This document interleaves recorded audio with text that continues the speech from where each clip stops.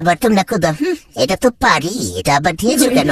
তোমাদের গায়ে বাহানার শেষ নেই। যাই হোক, চলো বানাই। তার জন্য এই যে মুরগির এক পিস বুকের মধ্যে টুস করা চপিং বোর্ডের উপর ফালাইয়া কাট করে এটাকে টুকরা টুকরা করে কেটে নিতে হবে। শুধু টুকরা করলে হবে না, এরকম লম্বা আর পাতলা করে টুকরা করে নিতে হবে গাইস। তো দেখো মুরগির পিসটাকে টুকরা টুকরা করতে করতে পুরোটাই সুন্দর করে পিস পিস করে নিয়েছি। আর যেটা এরকম একটু মোটা হবে সেটাকে আবার মাঝখানে পুষ দিয়ে একেবারে ফাইডে নিতে হবে।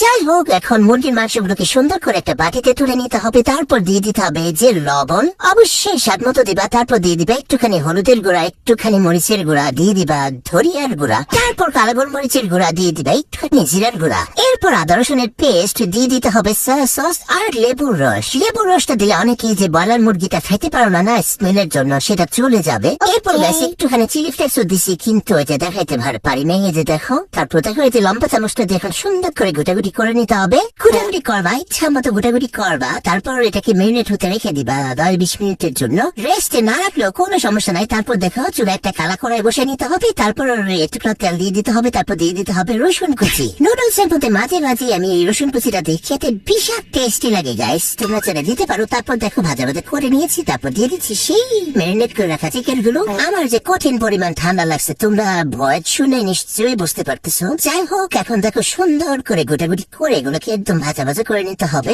যেহেতু এগুলো মুরগির বুকের মাংস গাইস, এগুলো ভাজতে ভাজতে সিদ্ধ হয়ে যায়। তো দেখো ভাজতে ভাজতে এগুলোকে আমি সুন্দর করে সিদ্ধ করে নিয়েছি। তো ভাজা ভাজা করে নেওয়ার পর এবার এখানে দিয়ে দিচ্ছি অনেকগুলো কাঁচা মরিচ আর অনেকগুলো পেঁয়াজ কুচি। এই পর্যায়ে দিচ্ছি গাইস একটু কচকচে অবস্থায় থাকলে খেতে ভীষণ ভালো লাগে। তো দেখো সুন্দর করে গোটাগুটি করে একটুখানি খালি নরম করে দিছি।